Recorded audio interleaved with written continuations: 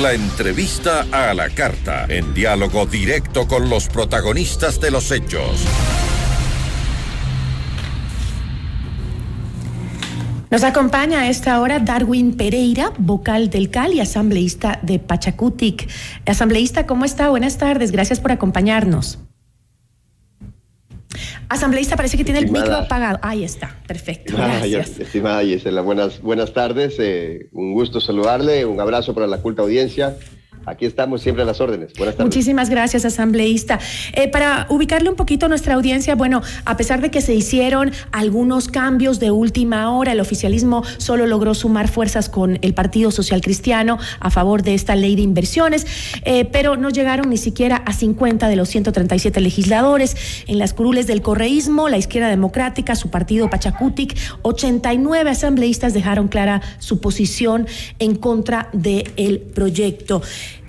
Después de todos los cambios que se hicieron, asambleísta, de los forcejeos también que se registraron dentro de la asamblea, ¿por qué no se logró un acuerdo para la aprobación de esta ley, asambleísta? A ver, cambios de última hora ya no se hicieron. Recordemos que el asambleísta Daniel Novoa pidió 1 hora y media para ir a hacer los cambios. Ajá. Y hasta ahorita lo estamos esperando, nunca llegó, no sé a dónde se habrá ido, creo que se fue a hacerlos en el Polo Norte porque no ha llegado. No sabemos qué le pasó. Nunca regresó entonces con los cambios. Ellos dicen que los incluyeron, sobre todo los de Izquierda Democrática. Incluso hay el reclamo del Ejecutivo que dice que pese a la inclusión de los cambios que se estaban sugiriendo, pues ya iban directo a negar o archivar la ley. Es que justamente esos cambios son los que se hicieron durante la semana que hubo durante los 8 días que dio la presidenta, los 2 días que dio la presidenta para que se puedan incorporar esos cambios. Pero el presidente tiene una mala concepción de lo que es incorporar cambios en los pedidos de los partidos. A ver, usted le dice, ¿sabe qué? Esta ley... Perdóneme, asambleísta, que le interrumpa. ¿Puede alejar su teléfono porque le está haciendo, las llamadas que le están entrando está interfiriendo en la comunicación? No sé si ahí me escucha. Le escucho perfectamente, pero se interfería continúe. No sé, algo pasó, bueno, no hay problema. Le decía que hay una mala concepción del presidente respecto a incorporar los cambios que le piden las diferentes organizaciones, ¿no? Si usted le pide, sabe que cambiemos 4 artículos y él cambia medio, ¿no? O le da la vuelta y piensa que con eso ya se han incorporado los cambios que se le ha pedido y no es así. Nosotros, por ejemplo, le habíamos pedido que se cambie aquellos artículos que establecían de que ahora los capitales con los cuales se incorporarían a las asociaciones público-privadas vayan a ser protegidos o embebidos en un fideicomiso. Eso no tiene sentido porque lo que pretendía era llevar esos capitales así en fideicomisos a la bolsa de valores. Cuando pase esto, o en el evento en que hubiese pasado esto, nosotros no teníamos control político sobre aquello y la Contraloría General del Estado, usted mejor que yo lo sabe, no tiene potestad de ejercer control como tal a un fideicomiso, es decir, a cómo esconder el capital. A eso se le llama capital especulativo. Le dijimos que cambien eso, no quisieron.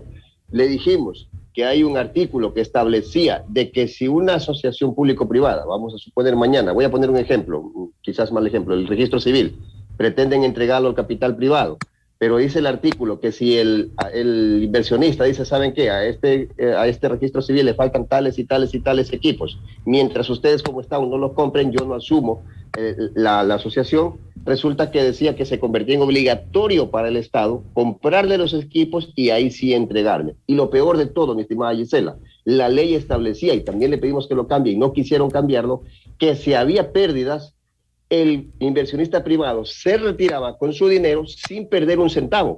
Y todo el pasivo, todo lo que se perdía, tenía que asumirlo el Estado. Esas cosas estaban en el proyecto y eso no podíamos aprobar, no podíamos apoyar y consecuentemente, a pesar de las insistencias que cambien eso, no lo hicieron y usted tiene ahí los resultados. Ahora, lo que usted nos está diciendo entonces es que el oficialismo habría fallado a la hora de implementar los cambios que se habían sugerido por parte de las bancadas. Pero ¿considera usted que la ley se pudo haber votado tal vez por libros para aprobar los artículos que no tenían ningún tipo de referencia o conexión con las alianzas público-privadas, por ejemplo?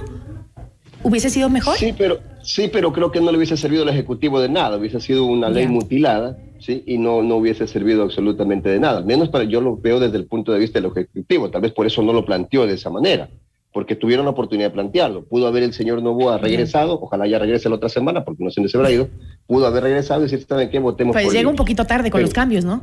Ya llegaría tarde.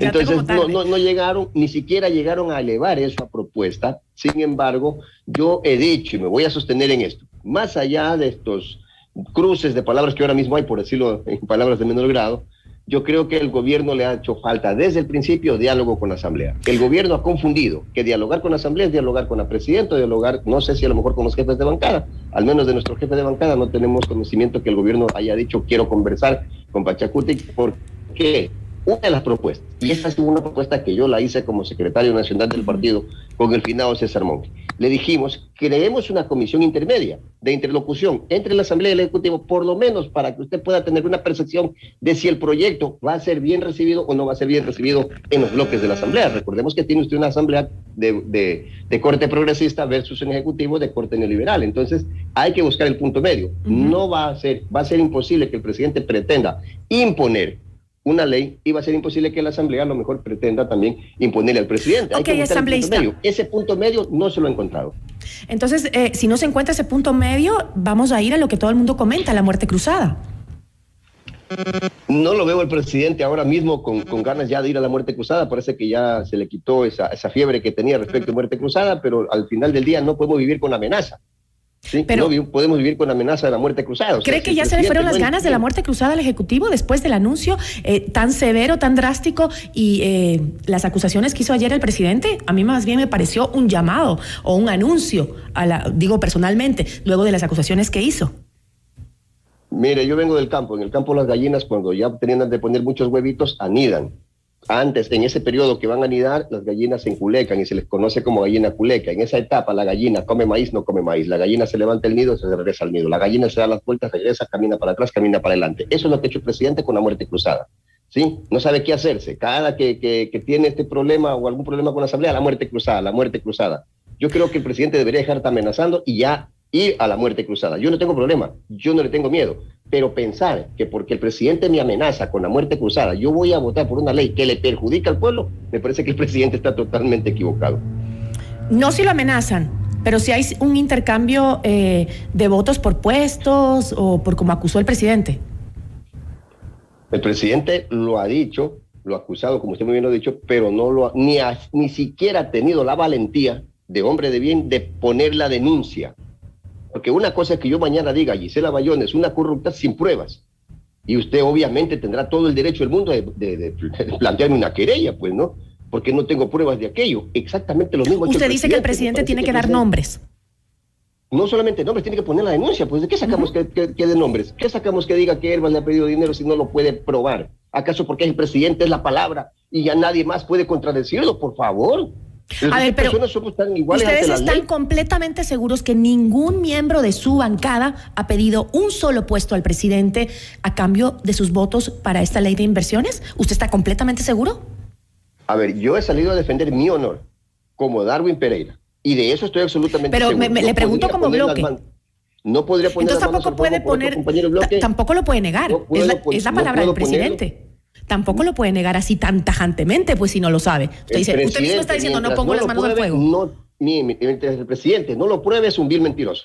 Y eso se lo digo con la contundencia que el caso amerita. Mientras no lo pruebe, es un vil mentiroso. Es más, es corrupto, porque decir una mentira atentando contra la honra de una persona es corrupción. Hoy, hasta el mismo asambleísta Fernando Villavicencio se acaba de quejar de que no pudo haber generalizado de esta manera. Si tiene pruebas, vaya a la fiscalía y ponga la denuncia. Aquí están las pruebas, métalo preso. Y déjeme decirle una cosa, estimada Gisela. Si mañana tiene pruebas contra cualquier legislador, de cualquier bancada, incluido la nuestra, yo seré el primero que votaré a favor de que se le levante la inmunidad parlamentaria para que la fiscal ejerza la acción penal. Ahora, volvamos un momento a la ley y a su análisis. Bueno, y a su situación, digamos. Ahora que ya pues se ha decidido archivar el proyecto de ley, ¿va a proponer Pachacuti algún proyecto para la recuperación económica del Ecuador, para generar mayor cantidad de inversiones? Estamos trabajando en un proyecto de ley alternativo. No obstante, recordemos que la política económica y tributaria es de exclusiva iniciativa del presidente de la República. Vamos a tratar de no topar ni lo tributario ni lo económico con un proyecto que podría, por ejemplo, en el caso de las asociaciones público-privadas, que no es nada nuevo, que ya existen, mejorarse en el nivel de controles. Yo le pongo un ejemplo. Acá nosotros tenemos en Puerto Bolívar, a través de la Asociación Público-Privada, entregada autoridad portuaria a una empresa turca.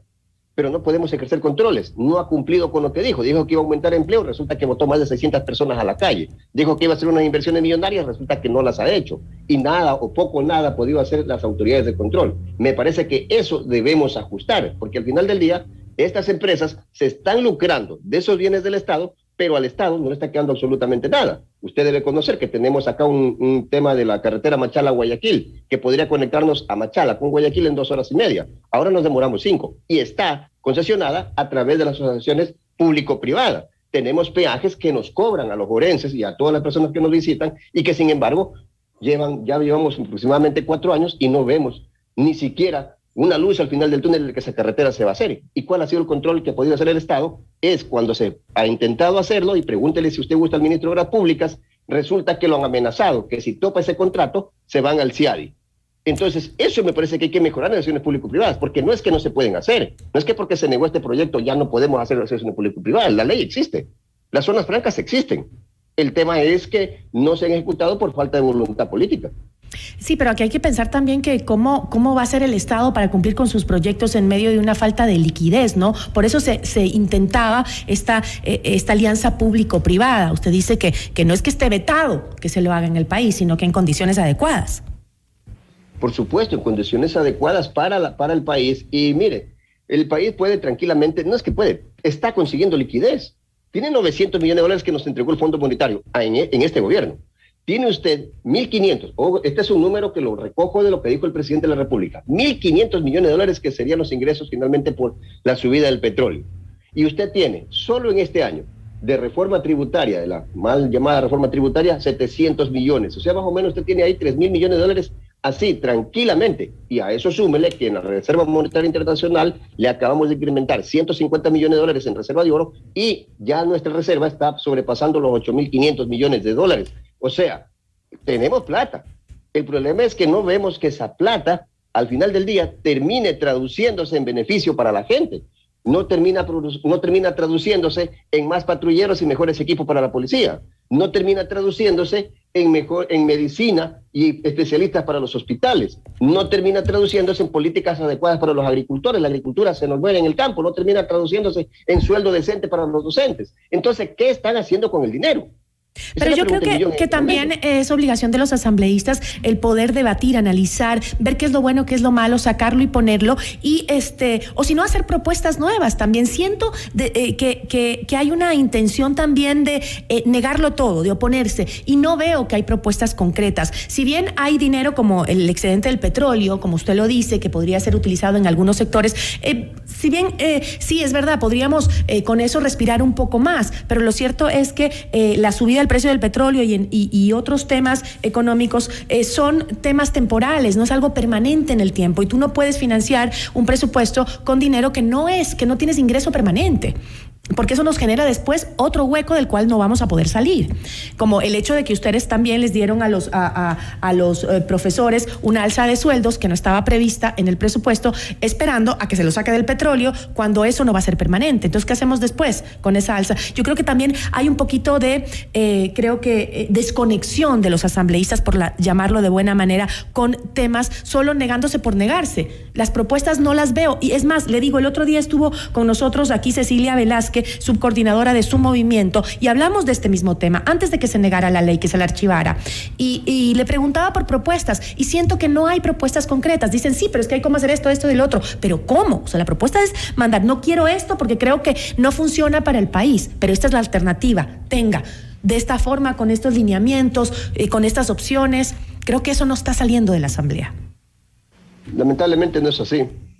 Permítame contradecirla. No, para eso estamos, dígame. Aquí el presidente de la República ha pecado de vago porque no ha mandado los proyectos de ley que pretendía mandar, que pretendía enviar a la Asamblea para que nosotros los tratemos. Ha traído 3, 4 proyectos por ahí que no todos encajan en la realidad del país, por un lado, mientras que en la Asamblea abundan los proyectos, ¿no? Y en este contexto yo le puedo decir, como Darwin Pereira, solo yo tengo presentado 4 proyectos. Ahora multipliquemos por la cantidad de asambleístas que habemos. Yo tengo un proyecto presentado, por ejemplo, para aperturar el ingreso en la banca extranjera. Recordemos que hay bancos en la Unión Europea que cuando hay exceso de liquidez prestan hasta el 2%. Hay bancos internacionales que prestan ahora mismo en Miami, en Panamá, al 7%. Pero lamentablemente tenemos un Código Orgánico Monetario y Financiero que bloquea el ingreso de nueva banca al país porque permite el monopolio y oligopolio, que es algo contra lo que no hemos peleado. Hemos puesto ahí unas reglas del juego en ese proyecto de ley para bajar las tasas de interés. Si usted baja las tasas de interés, va a tener una reingeniería de la economía de las microempresas. Es decir, soluciones las hemos planteado. Lamentablemente el presidente nos pone a discutir otros temas que no tienen nada que ver con eso y mire usted en lo que llegamos, un mes perdido y no se solucionó nada. Yo creo que la salida, en lugar de estar en estos dimes y diretes con el presidente, es que el presidente entienda de una vez por todas que la única salida a todo esto es el diálogo. Puede venir, puede mandar la muerte cruzada, venir a otra asamblea y le va a pasar exactamente lo mismo, porque no va a haber una asamblea que sea sumisa. Eso no quieren los ecuatorianos, pues. Los ecuatorianos quieren que la asamblea se debata, pero el debate no puede ser: hazme esto si no te mando la muerte cruzada. No te hago eso porque no te temo a tu muerte cruzada. Y así no vamos a ningún lado. Y no puede ser la solución que se vayan los asambleístas para que se haga solo lo que el presidente quiere. Porque el país no funciona así, nuestra democracia. Por eso existe el equilibrio de poderes. Entonces, yo creo que hay que ir buscando soluciones. Y la única solución que yo le veo, al menos ahora esta salida, es de que el presidente pida disculpas por esos improperios que ha lanzado y en este momento nos sentemos a dialogar. ¿Que pida disculpas o que muestre pruebas? Yo creo que debería mostrar pruebas de lo que dice. No creo que lo haya lanzado simplemente porque le salió del estómago. ¿Cuánto tiempo ha transcurrido desde que lo dijo y no ha mostrado una sola prueba? Eso es de cobardes. Tiene que mostrar las pruebas. Si no, pida disculpas, que es de valientes, y avancemos. Dentro de esas negociaciones, no vamos a ningún lado así. Asambleísta, dentro de esas negociaciones o reuniones que se armaron entre las bancadas y la ministra de Gobierno, la ministra Vela, se habló en algún momento de entrega de cargos públicos, de hospitales, de dinero. ¿Alguien dijo algo? Yo no me he sentado en ningún momento con la ministra Alexandra Vela. Se sentaron algunos dirigentes nuestros, entiendo que se han sentado con ella, y si es que alguien de nuestra bancada se le ocurrió plantearle cargos o puestos públicos, le convino a la ministra que lo diga, que lo revele, porque esas personas no merecen estar en Pachacuti. Nosotros no hemos pedido un solo puesto, y yo voy a defender mi honor. Yo no me he sentado con ningún secretario del gobierno a pedirle puestos. ¿Sí? Yo he estado haciendo proyectos de ley, ejerciendo fiscalización y siendo claro con mis convicciones. Así que, en mi caso, no pasa eso, pero repito, yo no puedo poner las manos al fuego por ningún otro asambleísta. Cada quien tendrá que defenderse y hablar con claridad. Entiendo sí, que es cierto que usted... el presidente al pleno. Ojalá venga para que nos diga acá quiénes son y obligarlo a combinarlo a que ponga la denuncia. Entiendo, asambleísta, que usted no pueda poner las manos al fuego por nadie, pero se trata de su bancada. ¿Va a motivar algún tipo de investigación dentro de la bancada de Pachacutic para ver si es que realmente alguno de los asambleístas incurrió en alguno de estos delitos? Que en un país civilizado las cosas no funcionan así. O sea, no porque me acusan o no porque me dicen que los periodistas son corruptos, yo tengo que empezar a investigar a los periodistas. Yo tengo que saber quién lo dice y qué pruebas me muestra para saber por dónde empezar la investigación, porque periodistas hay un montón, pues. Yo no puedo creerle a una persona que diga eso, a menos que tenga corrupción de que un periodista se sentó con esta persona y le dijo, dame un dinero para yo hacerte un buen reportaje. Entonces, así mismo funciona acá.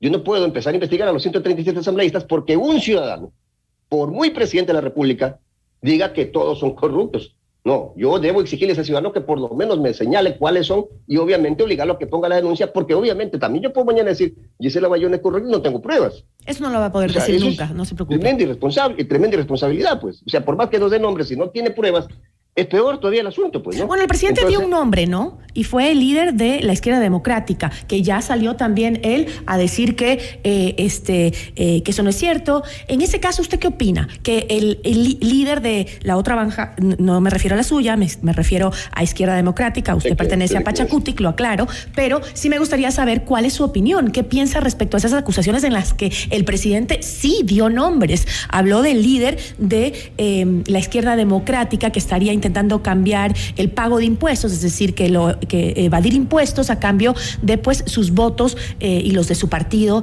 en la ley de inversiones. ¿Qué opina usted de eso?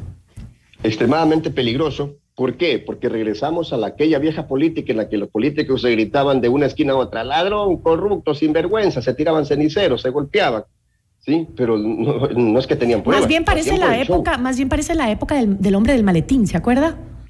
Que así va llevando y terminaba al final del día todo siendo un show. Y no podemos concebir la política de esa manera.